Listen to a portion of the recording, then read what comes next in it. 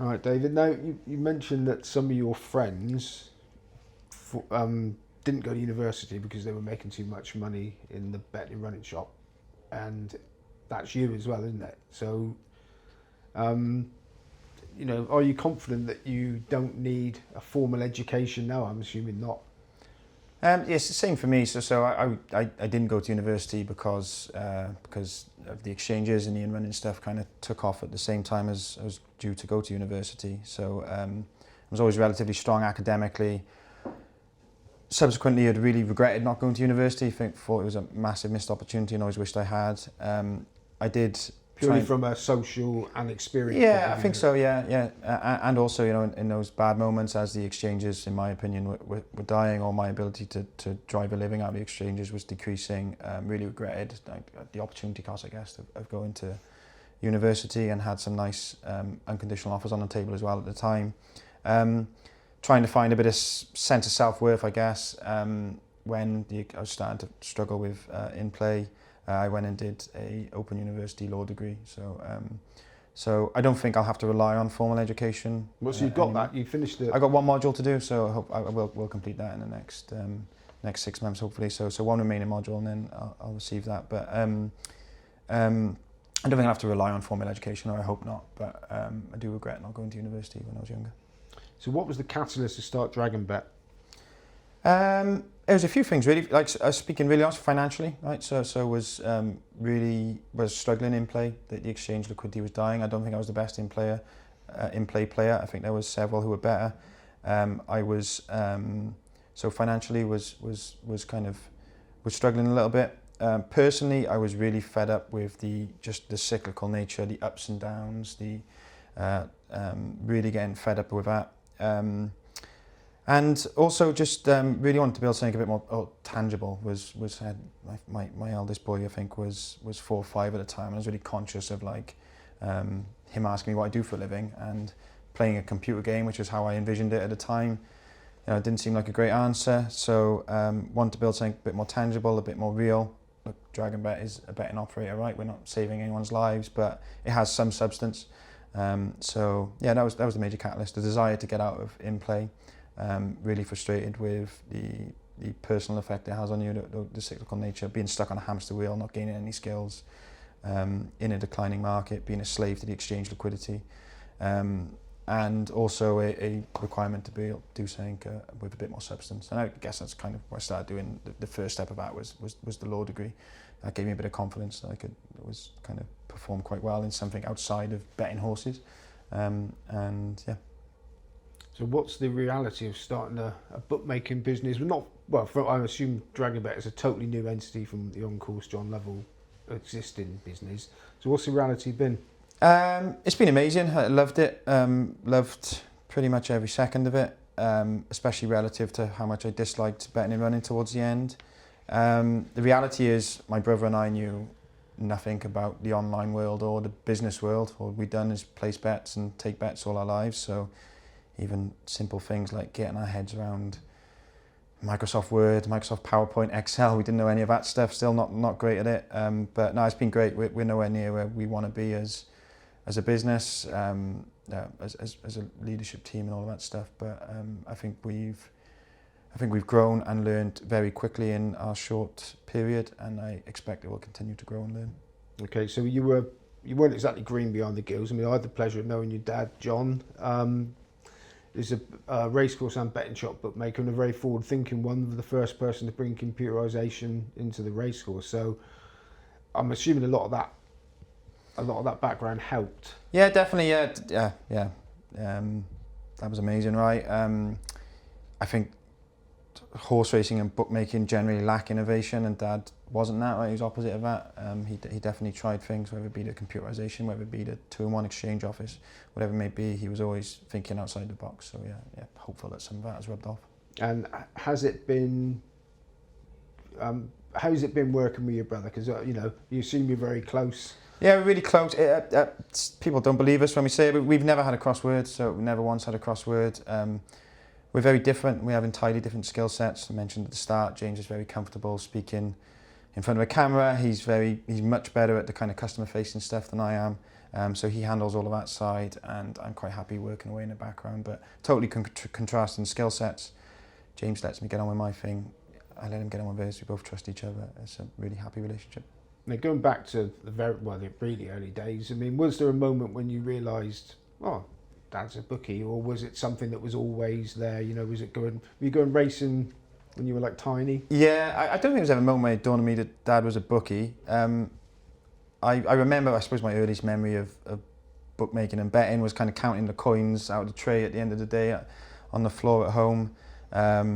But yeah, I was involved in it from a very early age. First time I remember getting paid actually was, I used to do the runners at the point, so go and get the declarations, go and circle the cards. Put some old boy out of business. Yeah, £2 from each bookie, so that was, I used to love that, and I used to get a tenner a night to go and do tic-tac for the old man on the floor at the local flapping tracks as well. So, but not a moment where it dawned on me that Dad was a bookmaker. I was always aware that like bookmaking I think was a lot cooler back then, right? And always aware that Dad was well respected, you know, whether that being like the Rogues of Cardiff or taxi drivers, everyone seemed to know him. So I was aware of that, but didn't have a moment where it kind of dawned on me that my dad was a bookie. We just grew up and around it, was all we knew.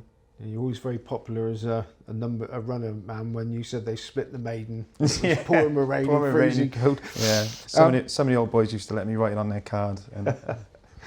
And so what did the family legacy in the game, has that been any part of a driving force behind DragonBet?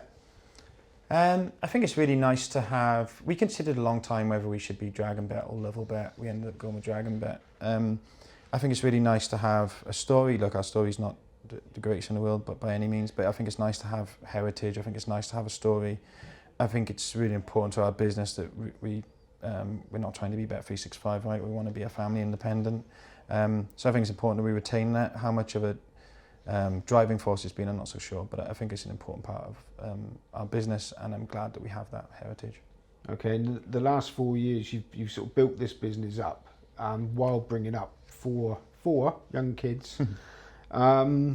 Is that sort of to do with you being intensely driven, a very understanding wife, or a bit of both, I suppose?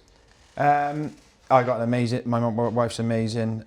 She's an amazing mother, and that allows me to focus really well in work. Particularly, she was amazing through the punting days more than anything. You know, you probably don't like to admit it at the time, but the inherent mood swings and, you know, the all-consuming nature of pro-punting, as I see it, must be difficult for a wife. But she'd been with me for all the ups and downs, and she's an amazing mother now and really facilitates everything we can do in work. So yeah, she's been really supportive. She's been great. But would it be fair to say that you are very driven? Yeah, I would say so. I get accused of staring at blank spaces and walls a lot at home and thinking about things. So yeah, I'd be lying if I didn't say I was consumed by this, but a positive consumption, I think, you know, enjoying it, and I think I hide it relatively well in front of the family. So how do you switch off at home? Kids, right? They don't give you much choice. If I'm not in work, I'm on watching my eldest play football, or taking my middle son swimming, or the youngest to ballet, whatever it may be. So yeah, the kids give you no other choice, right? So what would you say your biggest life lessons in betting have been? It's a bit philosophical, but the Rudyard Kipling poem "If" says about triumph and disaster being imposters, and I think a life in betting reinforces that. I think what betting does give you is almost like a coping mechanism to deal with the ups and downs which happen in everyone's life, right? I think the ups and downs which you experience daily in betting allow you to cope really well with the swings of life more generally. So that would be the one thing I think which is betting's been a positive impact on my surrounding life. Okay, so the highest high and the lowest low in your career so far? The lowest lows would have been punting for sure, and not specific events. They would have been continual long streaks, some sour relationships along the way as well. I think that probably contributed to the lows.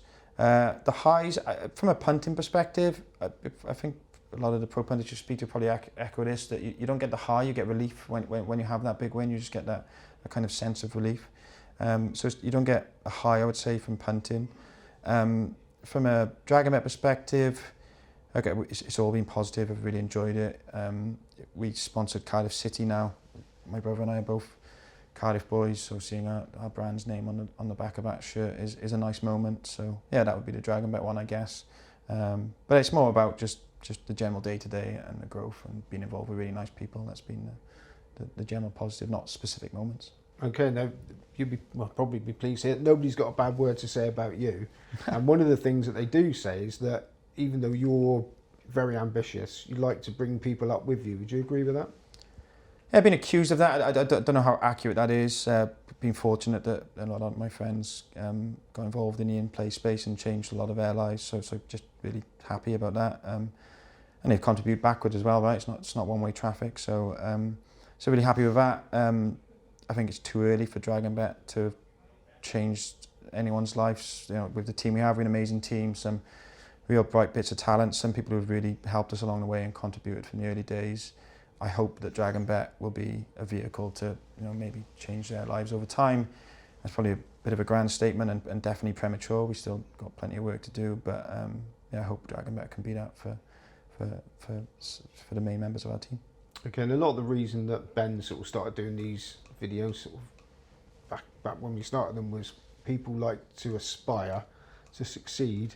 So what would your bit of advice be for somebody who wants to try and forge a career in professional punting and business in general? I mean, can you separate the two? Or Yeah, I could try. Betting, my experience in betting is that I was focused on I see betting as value, very fundamentally as value and volume, and I think myself and my experience of other professional punters is everyone seems very focused on the value side, trying to really optimize that edge, trying to work that edge, being consumed by the daily working of that edge. And people don't concentrate enough on the scale or the volume side. I think that's what separates Tony Bloom, right? He solved the scale side of the problem, and that's why he's who he is. So for pro punters, I would be encouraging them to look at scale as much as they look at, or volume as much as they look at value. It was always really eye-opening to me when we went to ICE for the first time, my brother and I. That's a well-known gambling conference. We were semi-relevant, right? We'd owned some racehorses, Dad was a bookie, been involved in bookmaking and punting. Went to this conference and realised that we were the smallest fish in the smallest, tiniest little pond. It's a massive industry, both in the UK and worldwide. So yeah, for me, I don't know if it translates to others, but kind of picking your head out of the sand and realising how big the industry is, I think, would be my advice from a betting perspective. From a business perspective, look, we've been in business for 4 years. Not experienced enough or competent enough yet to give any business advice, but ask me again in 4 years. I will. Got one final question to ask you. I've had somebody's whispered in my ear that there's already something else bubbling away. Is that something you can talk about?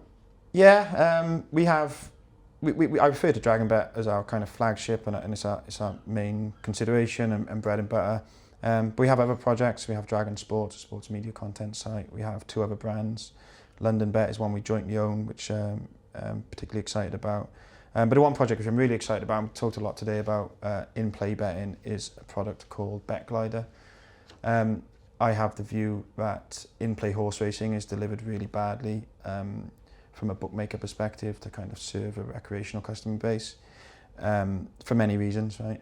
Inherent price fluctuations within in-play, standard bet slips trying to be used with those inherent fluctuations don't work.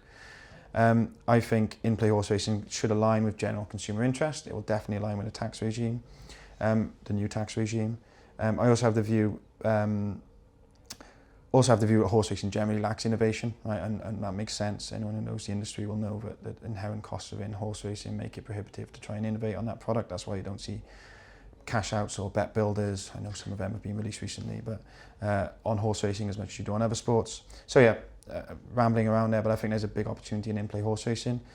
My friends and I, who I've referenced several times here, all professional in-play punters, have developed a product called Bet Glider, which we hope will solve some of those problems. We think it'll be a real positive for horse racing. It's genuine innovation on a product. I hope it'll drive interest and engagement in in-play horse racing, and we're looking to deliver that to DragonBet in Q1 of next year. And utopian dream would be it would go really well on DragonBet, and then we would sell it as a B2B product across the industry, and then retire to Barbados. Brilliant. Well, can I come and interview in Barbados? Yeah, of course. David Lovell, appreciate your time. Thank you very much. Thank you, Simon.